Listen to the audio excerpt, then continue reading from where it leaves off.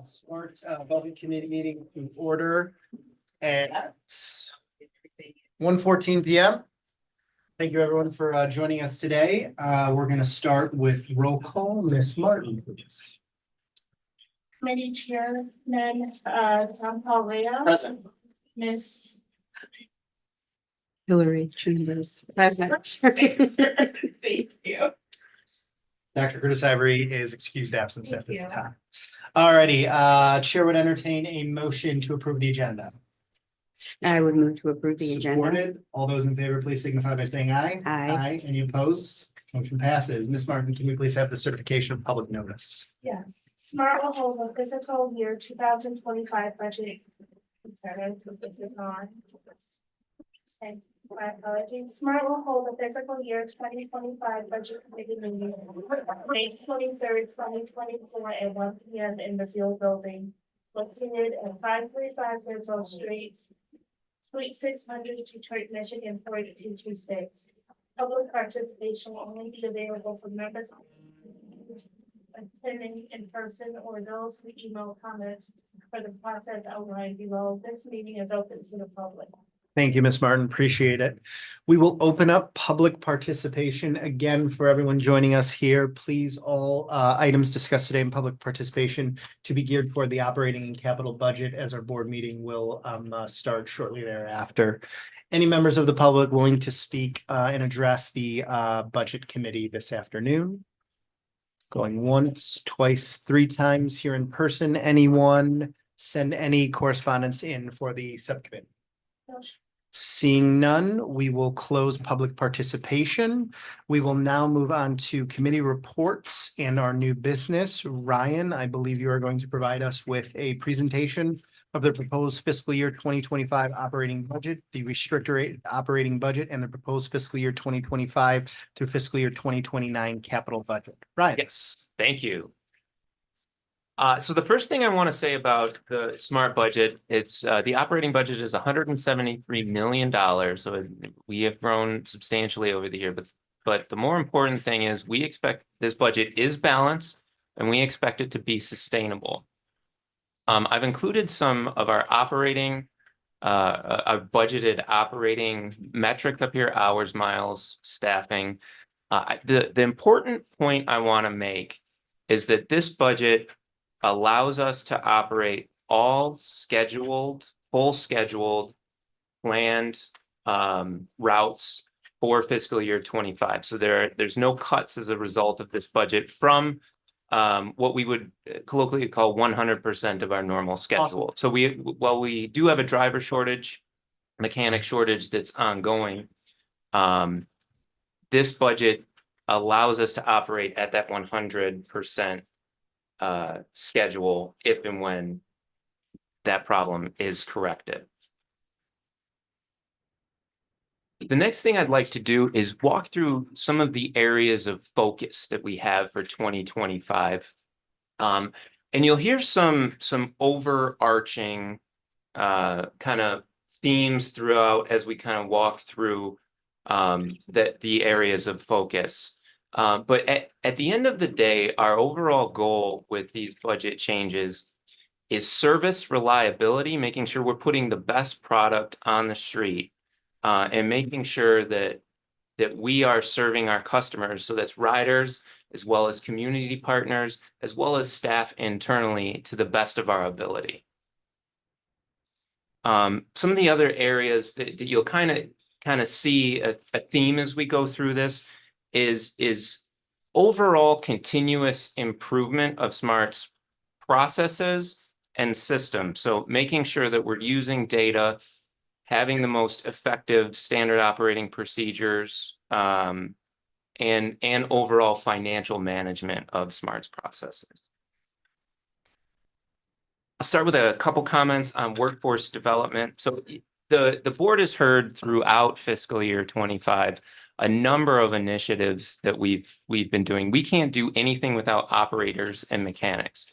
The 2025 budget allows us to continue to bring resources to bear as it relates to recruitment, so we can solve some of the staffing issues that we have. But more importantly than that, there is an emphasis on training and retaining these operators. So having continuous improvement, making sure we have the most well-trained and safe staff.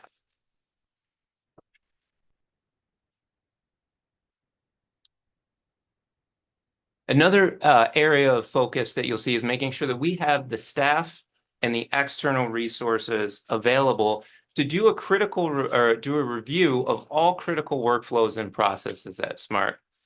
But the emphasis there is making sure that we're maximizing the potential of each one of our operating systems, making sure we're leveraging every bit of data, making sure we're managing all of these activities and utilizing that data appropriately. So we've got the staff to do that worked into this budget, as well as in areas where we think we need additional help and additional system upgrades. There are a number of those called for in this budget. So you'll see on several line items, additional expenditures as it relates to software, consultants, and staffing. SMART's not going to get where we need to be without a program to continually develop staff.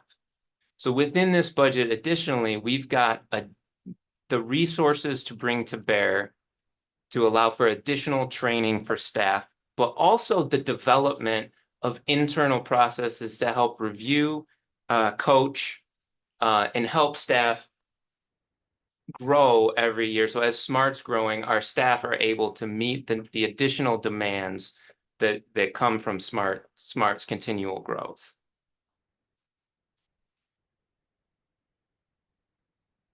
Another major initiative, and you've seen some of this in this fiscal year and some in the previous fiscal year, is making sure that we are taking the time for staff recognition and making sure that every staff member at SMART knows the impact that they have, not only on the organization, but the community, the larger community.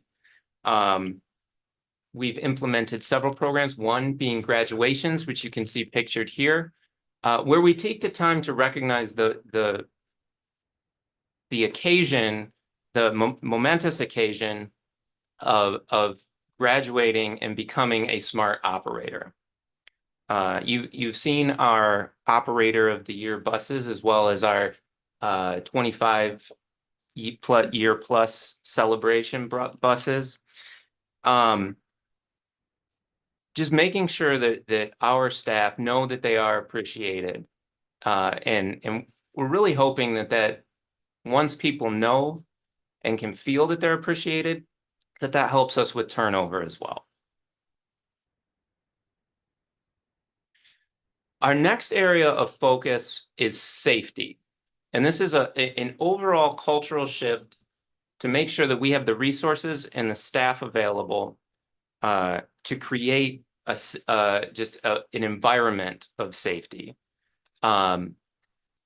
We have created within this budget a safety department whose sole focus is to, on a daily basis, be out in the operating facilities, ensuring that everybody knows what they need to do in order to be safe, as well as tracking and reviewing the data so that we know where we need to improve. I'd like to add something into that space. One of the first things I did when we got here was create the safety department. We've staffed it. This is one of those long lead time items where it's going to be some years before you actually see the impact in the bottom line as it relates to claims. But this budget has $11 million for claims this year, which is way too much. So Ryan can give you the specifics, but us doing this, we will start to see the benefit of this in about 3 years in terms of reduced accidents and what have you. I'm not even talking about the reduction in workers' comp and just the negative PR that's associated with Physical damage to the physical equipment. damage, et cetera. So I just wanted to make sure that that we went on record with that.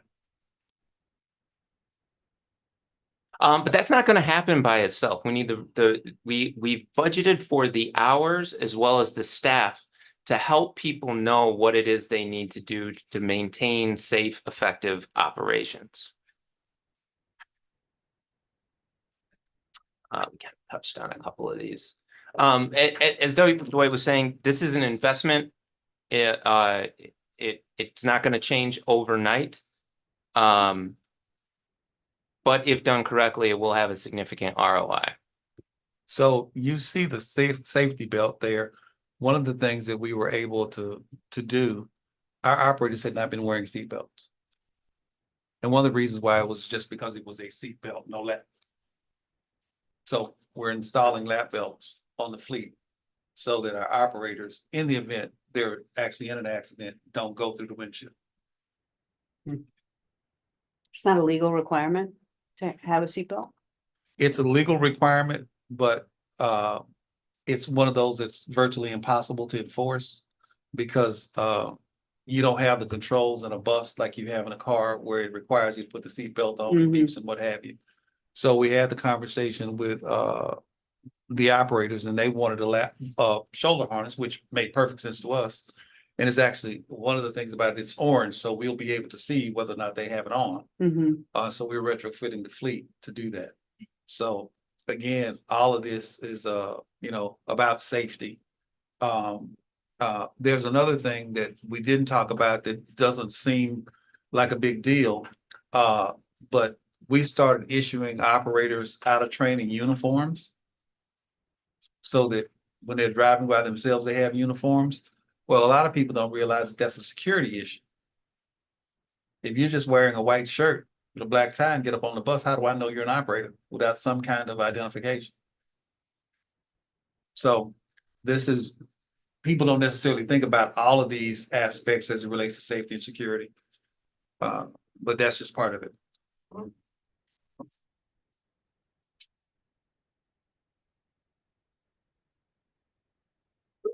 So to the end of making sure that we have safe and reliable service, this budget calls for a number of maintenance shop improvements with the goal of making sure that we are effective and efficient. So making sure that the maintenance activities that we do are done properly as well as timely.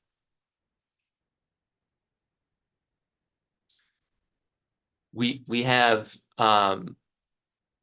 several consulting projects identified or budgeted for to review the shop standard operating procedures and workflows, as well as bring the right tools to the shop to make sure that folks have the correct equipment to quickly and correctly diagnose and fix bus problems. We're also updating the preventative maintenance schedule to bring it in line with manufacturers' recommendations. If you'll note in the board meeting, we have a contract that we got on to award a contract to a maintenance consultant. That's the first step in this. Because one of the things that we identified since I've been here is that we're using 1984 document to maintain 2016, 2017 model vehicles. So there's a little difference between the two. This budget also calls for additional training of management and mechanics to help us to better utilize shop data, helping us to leverage shop systems so that we know where the areas of focus need to be, as well as give us metrics to see how we're doing. Excuse me.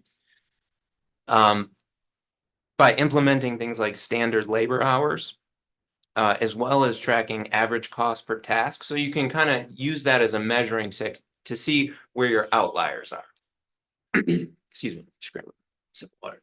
As we prepare for the 25-26 budget, when I know we're talking about 24-25, all of these are building blocks for that. Ultimately, we're driving towards a performance-based budget where basically we say if we spend this on this, this is the performance that you can expect for that, particularly as it relates to maintenance and maintenance reliability. So this is the first step in there.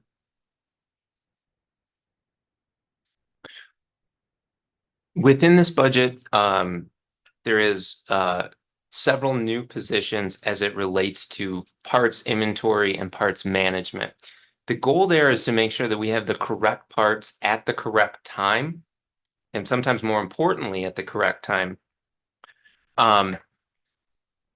If you've got a part with a 6-month lead time, we need somebody who's able to analyze and see how many of those we need on hand, as well as know, hey, here's the parts that we haven't moved in a while. Why are we ordering these more? So really getting our arms around what the stock room needs to look like. So we're not tying up additional money in parts that aren't going to be used ever or for a significant period of time.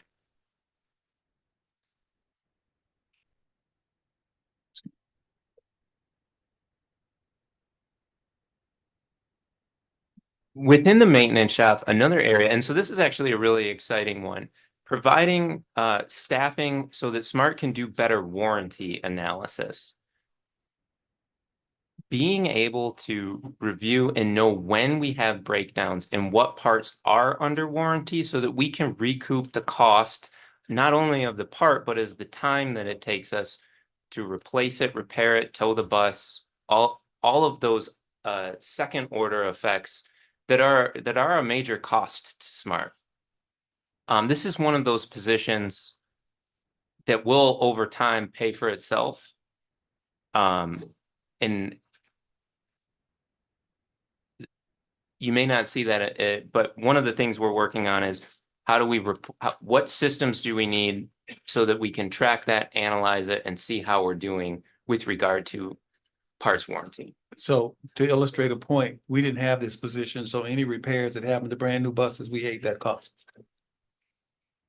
As opposed to, it would be like you with your own car, Mhm. if something goes wrong with it, you take it to the dealer and you pay for it instead of Ford or GM paying for it. So we're looking to do not just those vehicles, but any parts that we buy, whether they be rebuilt or new, going forward. The last thing I want to mention with regards to the maintenance shop is we do have a major campaign planned to do a fleet assessment so that we know really where are we starting from and what do we need to do to get the fleet up to the proper standard of operations, the proper standard of repair, so that we can see less of those breakdowns, see less of those missed pullouts because we're waiting on a bus. And again, it just goes back to making sure that we have that reliable service.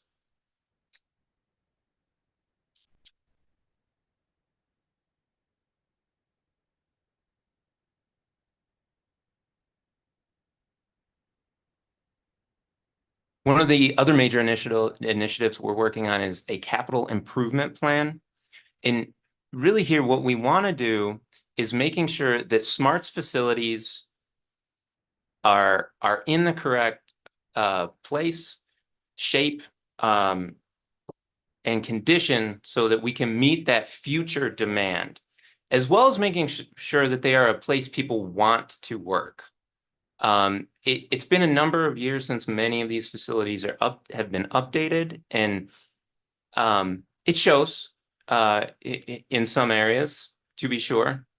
This is also part of an FTA requirement in terms of state of good repair. One of the things that we have to be able to report on is the condition of all of our assets rolling in physical assets. And so this is something that helps us with that. Well, and our fleet today is not going to look anything like our fleet 10 years from now. That is a certainty. And our facilities, as they are today, are not going to meet the demand of that new fleet. So we are bringing the resources to bear now to make sure that we understand where we need to go over that time period.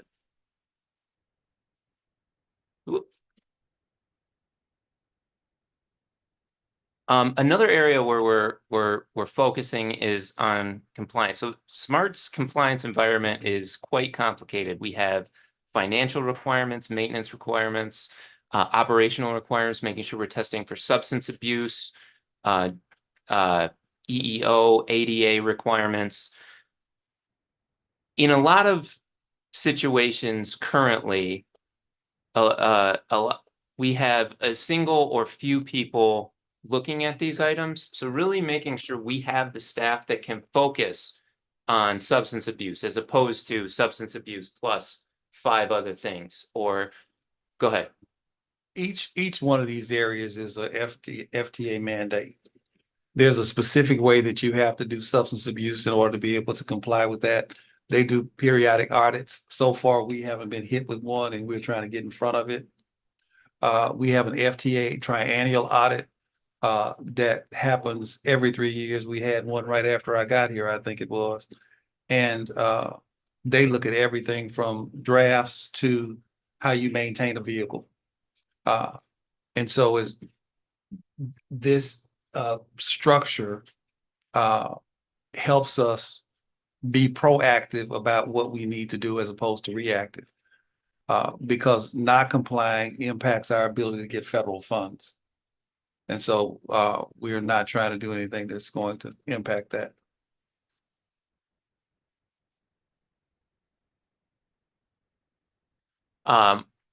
We've talked a lot about planning over the last year.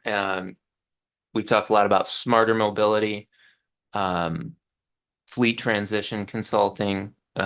We've onboarded a general planning consulting consultant that's helping us out with a number of projects. Making sure that we have the correct service, the correct mix in the right places is going to be an ongoing effort. This budget brings the resources to bear to continue many of the things that we've already procured, already are working on, as well as allows us to make that a continuous item so that we don't fall behind.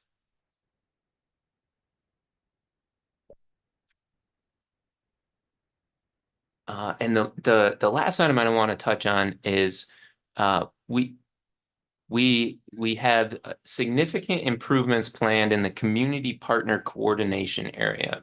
So this means streamlining workflows at the transaction level with the community partners. So contracting, reporting, reimbursement. But more importantly, this is a group of that controls a fleet of over 300 vehicles. That is an incredible asset that has incredible potential to deliver huge amounts of service. This budget, I'll move ahead. We're creating a department specifically dedicated to analyzing and managing that process, so we are getting the best return out of that fleet of over 300 vehicles. I can send this to you too. One of the things that I want to, we talked about compliance before. These vehicles are funded by the federal government. They are subject to the exact same compliance issues that we are as it relates to substance abuse testing, mileage, maintenance, and what have you. This structure is to help us work with the community partners to make sure that we can provide them with the necessary information that they can provide back to SMART. And Dwight, this is a monumentally important step, I think, as not only both us and Macomb, but, talking with our friends over in Oakland, this has been one of those areas of tremendous importance for all of our community providers, as we're not only scaling up service with the full integration in Oakland, but continue to look for those efficiencies across so many of our existing providers. We've got some of our larger townships that are striking some pretty modern approaches to mobility here, whether it's Clinton Township and their new partnership with Richmond Lennox CMS. So this is a very welcomed approach and very much looking to scale up and scale. So I'm glad you used the term scale. This may grow depending on the growth of the community partner program. But certainly it's one that can be scaled and addresses the things that we have heard. And the things that we know we need to do. So does this include, I just want to be reminded of the answer to this question. Does this include not only the staffing, but resources for technology and improvements in that area? We do have a reporting system upgrade. It's federally funded, so that's always nice. That is programmed. This group would be instrumental in helping to develop like that reporting model. So yes, it does include, it's the major component is the staffing, but there are Because I just system think the upgrades as well. ability to submit your thing Electronic. online, I mean, So our objective overall is for better coordination in systems across SMART and community partners. Because your point's well taken. Part of the issue is, it's not so much about emailing it. That's not the most reliable way to be able to get information. So we are looking at how we can deploy this to the community partners so they can input maintenance information. They can input the things that they need to be able to do.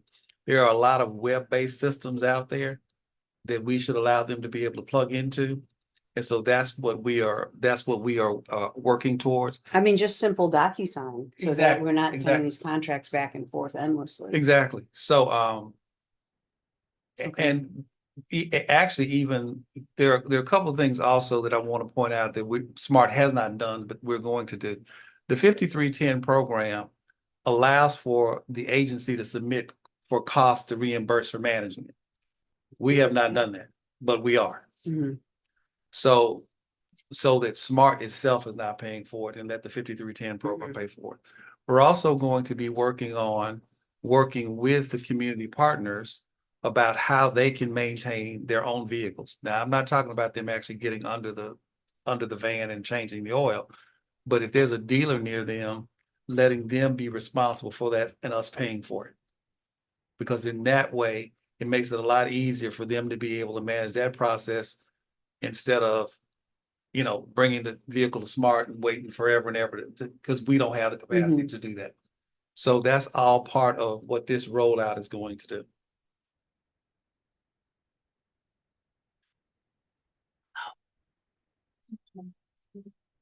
Look, I do have a couple of slides. Again, it's $173 million operating budget.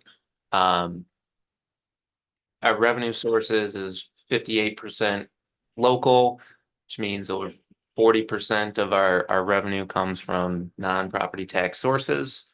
The bulk of our expenditures do go directly to operations. So the green pie, remember, that doesn't include community programs and that doesn't include microtransit. So 70% plus your microtransit of, that's another 5%, and your community programs, all going directly towards operations.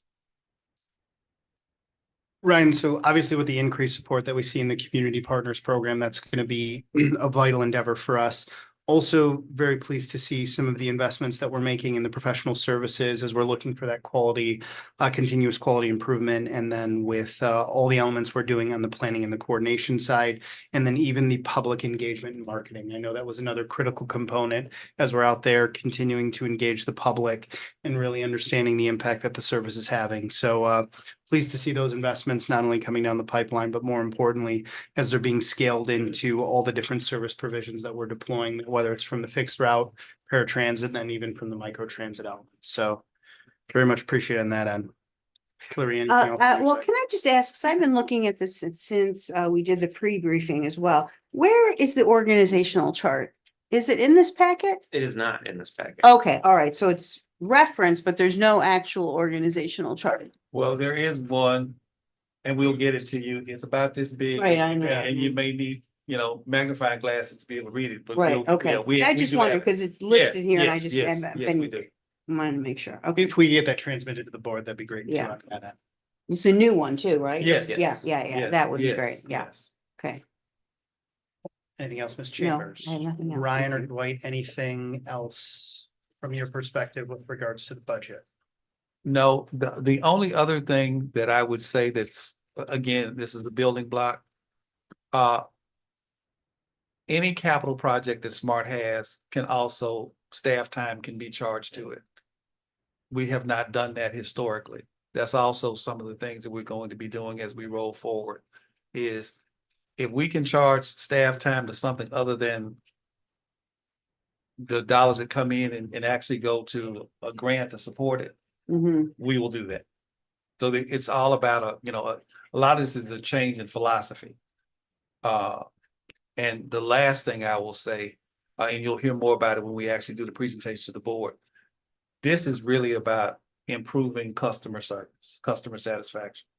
So whether you're a CPP, whether you're somebody who uses the bus or what have you, all of this is about making sure that your experience interacting with Smart is one that improves and enhances the Smart brand. Mhm. Awesome.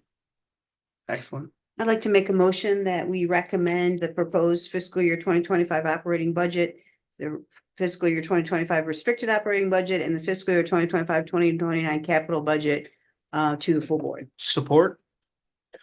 Any discussion? All those in favor, please signify by saying aye. Aye. Any opposed? Motion passes. Any other committee member business? Seeing none, the chair would entertain a motion to adjourn. So moved. We stand adjourned at 1:45 and we'll be back in 15 minutes, friends. Thank you. You know,